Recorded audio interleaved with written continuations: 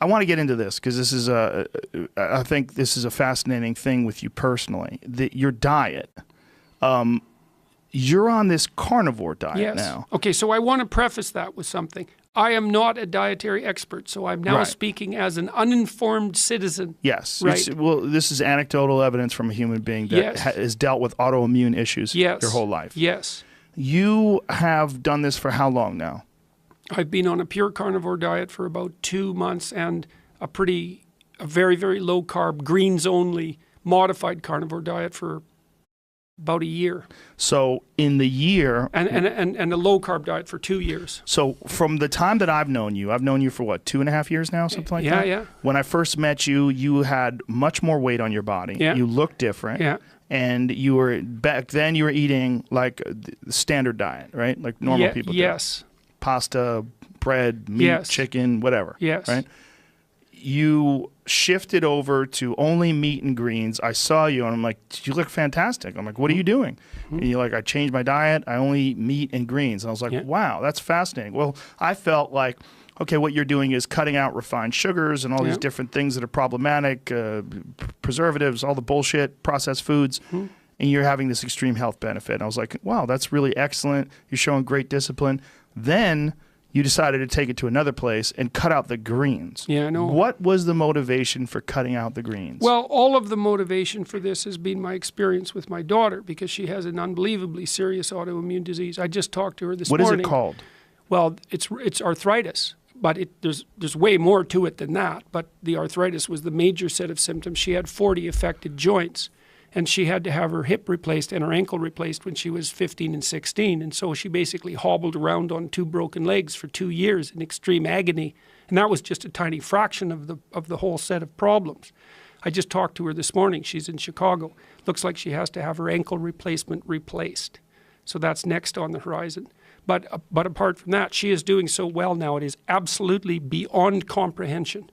So she's very trim.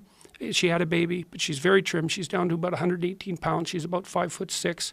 She's just glowing with health. All of her autoimmune symptoms are gone, all of them. And she was also seriously depressed, like severely depressed, way worse than you think. She couldn't stay awake for more than about 6 hours without taking Ritalin. And she was dying. And I had a cousin, my cousin's daughter. She died when she was 30 from an associated autoimmune condition. So there's a fair bit of this in our family. It was bloody bleak, I'll tell you. And my wife always had a suspicion that this was dietary related, you know. And why? Well, we did notice that when Michaela was young, if she ate oranges or strawberries, that she'd get a rash. Like there were, and then when she developed arthritis, if she ate oranges in particular, that would definitely cause a flare. It was the only thing we could see. The problem is that in order to identify a dietary component, the response has to be pretty quick after you eat the thing. Like if it's 2 days later, how the hell are you going to figure that out? Right. A lot of these responses appear to be delayed for 4 days and last a month. So good luck figuring that out. Anyways, Michaela noticed about 3 years ago, no more than that now, 5 years ago, she was at Concordia University and struggling with her illness and all the associated problems. She noticed that around exam time, she was starting to develop real skin problems.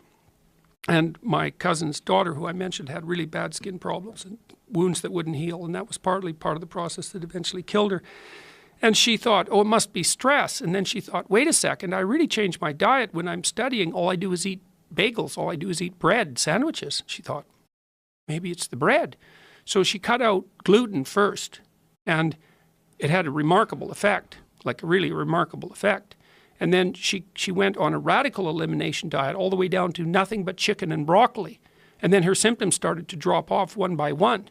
Like one of the things that happened is she started to wake up in the morning. She started to be able to stay awake all day. And when you're only staying awake for 6 hours with Ritalin, staying awake all day, that's like having a life. And so a whole bunch of things improved. Then her depression went away. And I've had depression since I was 13 probably, and very severe. And I've treated it a variety of ways, some of them quite successfully. But it's been a constant battle. And my father had it, and his father had it. And it's all just rife in my family. And my wife has autoimmune problems in her. When you say depression, define it. How would you define it? Because that's a blanket term. Yeah. Well, imagine that you wake up and that you remember that all your family was killed in a horrible accident yesterday. You would feel that even All if the nothing was time. wrong. Yes, yes. Just It's dread. actually worse than that. Because, Really? well, one of the things Michaela told me was she thought, well, what's it like to be depressed? Well, imagine you have a dog and you really love the dog, and then the dog dies. And then about 3 years ago, our dog died. And that was Michaela's dog, and she really liked that dog. And she said, that was bad, but it's nowhere near as bad as being depressed. And I asked her, too, at one point when she was about 15 or 16, I said, look, you've got a choice, kid. Here's the choice. You can either have depression or arthritis. Which one? I'll take the arthritis. Well, that was after she'd lost 2 joints. So it was no joke. It's no joke, man. There isn't any... No, I wouldn't say that. I wouldn't say there's nothing worse. Because worse is a very deep hole. Right. But it's bad. Yeah, people will prove you wrong, right? Oh, yes, definitely. Worse is a deep hole. Anyways, her depression went away. All these symptoms went away. And like radically. So what changed her from chicken and broccoli to carnivore? Well, she kept experimenting, and she got very sensitive to all sorts of foods in the aftermath of that too. So this is why I wouldn't recommend that anybody does this casually, because we don't understand much about it. But the upshot was that, well, she kept experimenting, and she started to add things back and take them away. And sometimes when she added things, the results were devastating. She was like done for a month. She ate the wrong thing, done for a month. All the symptoms came back. The depression came back. She thought that her whole dietary theory was wrong because it lasted so long and was so extreme. And it's like it took her 2 years to figure out that really what she could eat was beef and greens. And then she figured out that she could only eat beef.